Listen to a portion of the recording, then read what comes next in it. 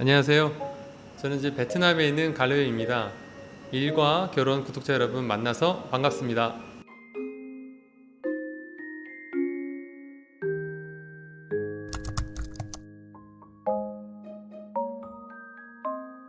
저는 2017년도에 베트남 중부 도시에 5년 살게 되고 3개월 전에 하노이로 이사를 하게 됐습니다. 네, 아직 그 계기를 좀 말씀드리려면 앞에 좀 스토리를 좀 이야기를 해야 될 것 같습니다. 저는 대학교 때 캠퍼스 내에서 한 선교단체와 훈련을 받으면서 캠퍼스의 복음화에 대한 꿈을 갖게 됐습니다. 그래서 그 꿈을 위해서 제가 세운 계획은 아프리카의 대학교의 교수가 되는 게 제 꿈이었습니다. 석사를 하고 박사를 해외에서 해서 아프리카 대학교 교수로 가려고 했는데 그 당시에 사회적으로 큰 문제가 뭐였냐면 학력이 너무 높아지고 박사생들이 많아져서 그 박사생들이 취업이 어렵다는 그런 사회적인 좀 이슈가 있었습니다. 그런 사회적 이슈 때문에 마음이 부담이 되고 또 마침 교회 목사님이 현장에서 실력을 키워야 된다라는 말씀을 반복적으로 하셨어요. 그래서 한 달간 제가 기도해보고 내린 결론은 그러면 혹시 이게 또 하나님의 뜻일 수도 있으니까 한 곳만 취업 원서를 써야겠다. 이왕 혹시나 될 수도 있으면 가까운 데 다녀야 되니까 동네에 있는 회사를 썼는데 그 회사가 한국의 그 A사, 화장품으로 유명한 A사였습니다.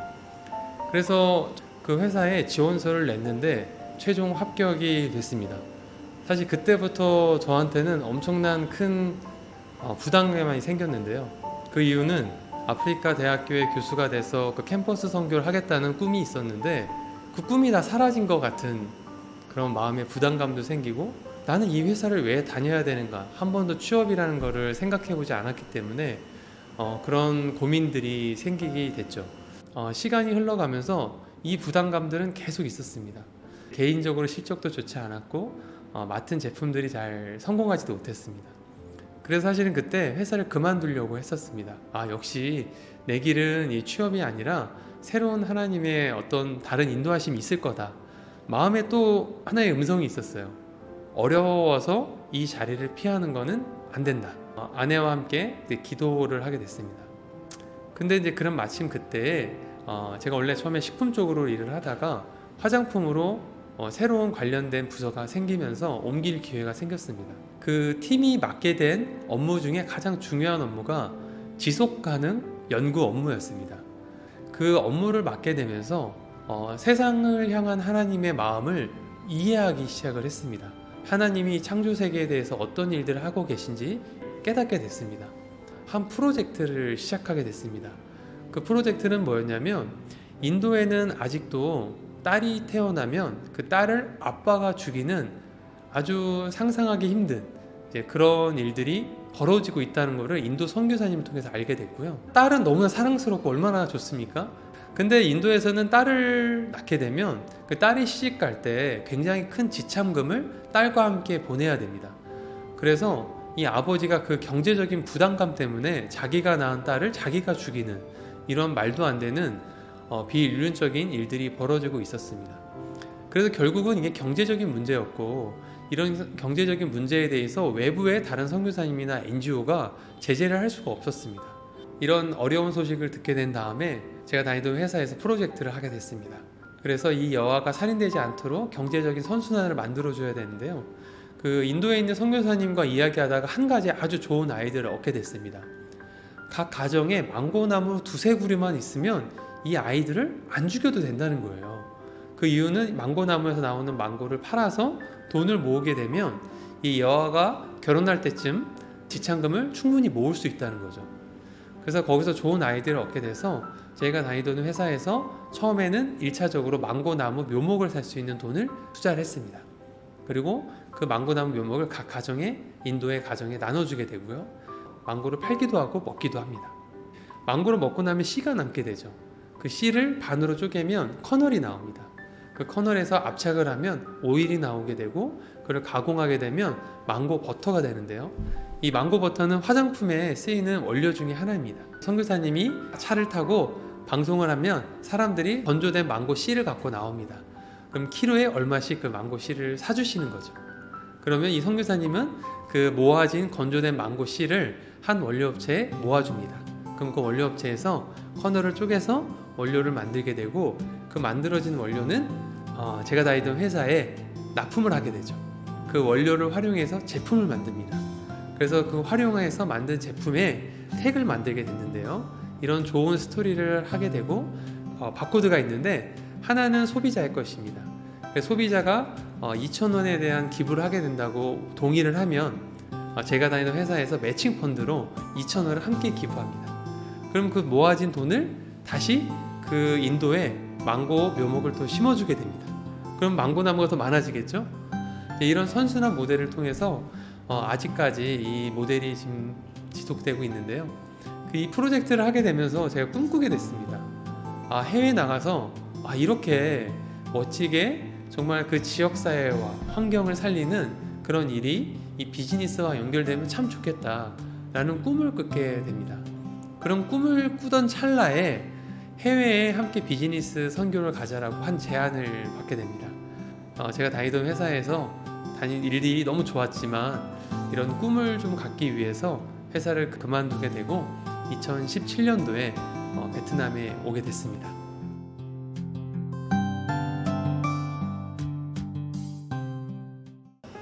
저는 해외에서 살게 된 거는 베트남이 처음입니다.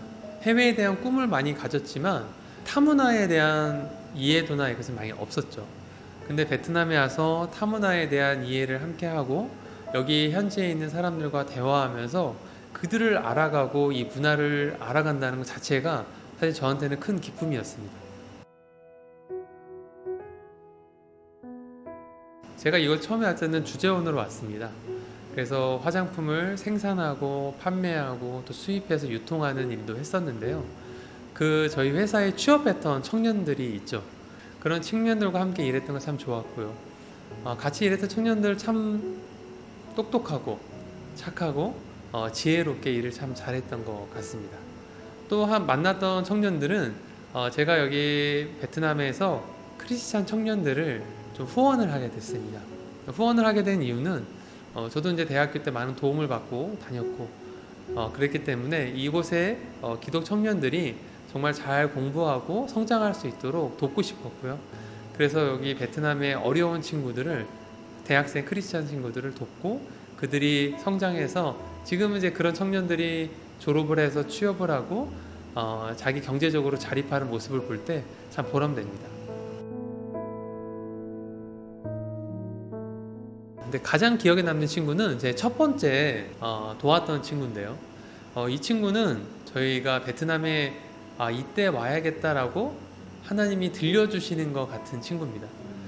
제가 이제 2017년도에 와서 이 청년들을 도와야겠다라고 수소문을 하게 됐어요. 근데 제가 있던 지역에서 조금 떨어진 시골 지역에 한 교회에 청년이 연결이 됐습니다. 그래서 청년과 그 부모님을 만나러 시골 베트남 교회를 가게 됐죠. 예배가 끝나고 그 청년의 집으로 갔습니다. 그 청년의 집은 시골 중에서도 더 시골, 산 비탈 아래에 있었고요. 그곳에 가서 이제 이 학생에 대한 이야기를 들었는데 이 딸 아이가 약간 간질 증상이 있었습니다. 공부를 시골에서 굉장히 잘해서 도시로 대학교를 갈 수 있는 환경이었는데 이 딸이 간질이 있다 보니까 학교를 제대로 못 갔죠. 그래서 2년간 학교를 좀 꿇게 됐습니다. 근데 그 밑에 남동생이 있었는데 남동생도 공부를 굉장히 잘했어요. 이 남동생하고 2살 차이였기 때문에 둘이 한 번에 대학을 가야 될 상황이 된 거죠. 이 부모님이 너무 가난했어요. 그래서 이 부모님은 그게 예상이 되니까 그때부터 작정 기도를 하셨다고 하더라고요. 근데 그 시점은 저희가 베트남에 오기로 결정하기 한참 전부터였어요. 그래서 이 부모님이 하시는 말씀이 당신들은 하나님이 보낸 사람이다 라는 말씀을 해주셨어요. 저희가 너무 감동이 되더라고요. 왜냐면 저희가 베트남 오기로 결정하기 전부터 기도하시던 분인데 저희가 우연찮게 만난 게 아니라 하나님의 뜻이 있어서 이곳으로 보내셨고 이 학생을 만나게 되었다라는 것들을 깨닫게 되고 그때 우리가 베트남에 온 이유가 하나님이 보내셨다는 것을 잊지 않는 아주 중요한 계기가 됐습니다. 사실 저는 해외에서 함께 일해보고 이렇게 선교하는 거에 대해서 늘 꿈꿔왔기 때문에 너무 사실 베트남에 오는 것 자체가 행복하고 즐거웠습니다. 근데 아내는 한 번도 해외에 대해서 살 거라고 생각하지도 않았고, 한국에서 생각하는 베트남은 그 수상가옥처럼 그 강 위에 집을 짓고 판자촌에서 사는 그런 것만 상상을 했기 때문에 아내는 베트남에 가는 걸 굉장히 반대했어요. 그래서 1년 정도 아내는 좀 반대를 했었고, 그리고 아이들도 사실 타문화권에 대해서 경험을 해본 적이 없었기 때문에 사실 좀 걱정은 됐습니다. 그래서 실제로 첫째는 2주일 만에 이제 학교를 가게 됐는데요. 아이가 거의 한 달 동안 학교 가서 못 알아듣게 되고 말이 안 통하고 문화에 대한 이해가 없으니까 굉장한 스트레스를 받게 됐습니다. 학교 가기 싫다고 했고 울기도 하고 하는 일들이 한 달 정도 있었던 것 같아요. 그리고 저희 이제 둘째는 좀 사회 적응력이 첫째보다 좀 떨어져서 한 8개월 동안은 이제 엄마 품에 계속 있게 되고, 학교 가게 될 때 거의 우는 아이를 학교에 던져 넣는 식으로 해서 학교를 가게 됐습니다. 감사한 건 그렇게 학교 가기 어려웠던 힘들었던 시간이 있었지만 지금은 둘 다 잘 적응을 했죠. 베트남에 올 때 가장 많이 반대를 했던 저희 아내는 한 6개월 정도 후부터 베트남어를 공부하기 시작을 하게 되고, 그리고 한 1년 정도 후에는 베트남에 있는 대학교에 1학년으로 학부생으로 입학을 하게 돼서 올해 7월 달에 무사히 잘 졸업을 해서 베트남에 잘 적응하고 있습니다.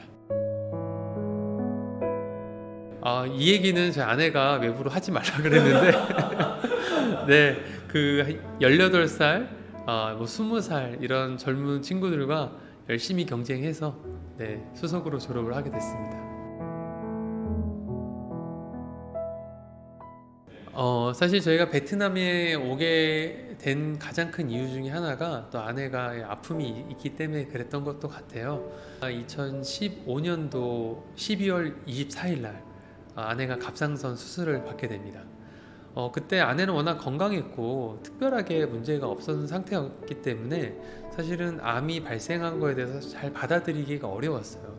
하지만 그때 이제 성탄절을 같이 수술을 받고 병원에서 이렇게 보내다 보니까 그때 아내랑 이런 대화를 했어요. 하나님께서 암을 주셨다는 거는 뭔가 인생의 변환점을 주신 건데 우리 가정에 왜 이런 변환점을 주셨을까? 현재는 잘 모르지만 한번 그걸 알아가 보자 라고 아내와 함께 이야기를 했는데 이렇게 베트남에 오게 될 줄은 몰랐죠. 한국에서 이제 암 수술을 받고 회복하고 이제 베트남에 오게 됐는데 베트남에 와서 다시 한번 두 번째 재발을 하게 됩니다.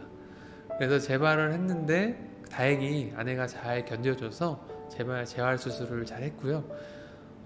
그리고 사실 올해 7월 달에도 이상이 있어서 검사를 했는데 다행히 암은 아니어서 지금 마음을 조금 안심하고 있습니다.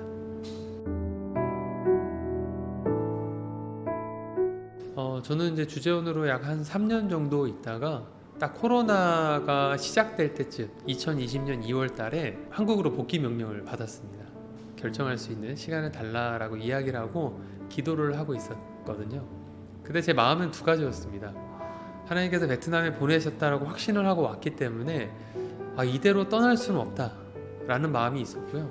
근데 제가 일하는 이 회사에서 베트남 사업이 잘 되지가 않았어요. 그래서 그런 책임 때문에 그럼 한국에 가서 이 못다한 책임을 다 해야겠다. 두 가지 마음이 사실 둘 다 있었습니다. 그래서 일주일 동안 제가 이제 기도하고 있던 찰나에 어떤 일이 벌어지게 되냐면 2020년 2월 29일 잊지 않는데 하노이를 향하던 아시아나 항공이 회항하는 사건이 벌어지게 됩니다. 회항하고 나서 베트남과 한국의 비행기가 다 단절되게 됩니다.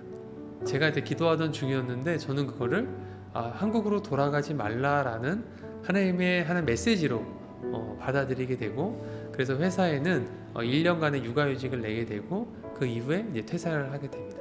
그런 것 같습니다. 제가 생각할 때는 하나님께서 해라 하지 마라 이게 명확하게 하시는 것도 있는데 대부분 저희 삶의 영역에서 이것도 하게 되고 저것도 해도 되는 약간 그런 회색지대가 좀 있는 것 같아요. 그때 거의 끝까지 좀 가보는 스타일이거든요. 그래서 한번 기다려보고 메시지가 있으면 하고 아니면 저쪽으로 가야겠다 라는 그런 마음이 있었고, 그때 마침 하나님께서 그렇게 하지 않으셔도 되는데 비행기까지 돌려보내셔서 헤엄쳐서 갈 수 없으니까. 예. 하여튼 그래서 못 가게 됐죠. 그러면서 베트남에 지금 남게 됐고요. 그때 사실 저는 아직 회사에서 많은 이런 어려움들 가운데에 있었고, 그러면 안식할 수 있는 시간이다라고 생각을 하고 마음이 좀 편했어요. 근데 실제적으로는 이런 이제 생계나 여러 가지 걱정들이 있었거든요.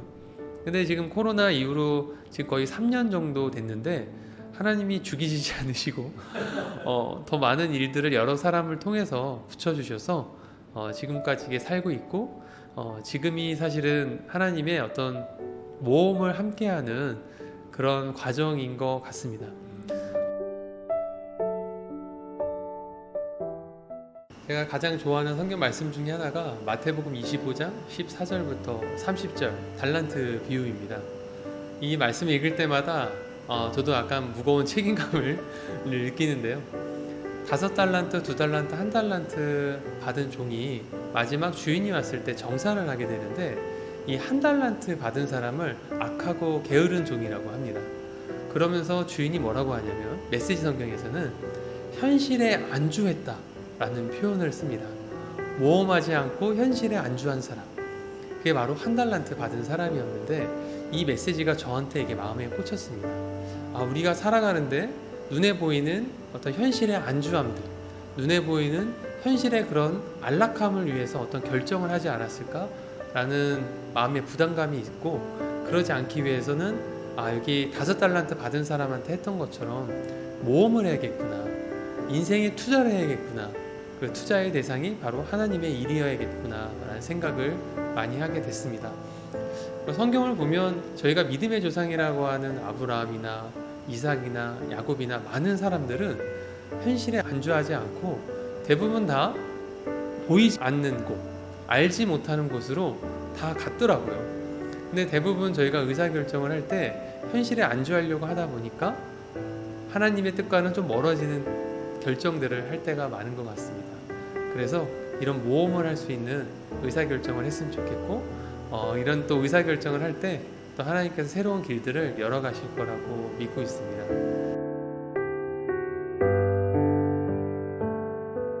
여러분의 일과 일터를 응원합니다. 감사합니다.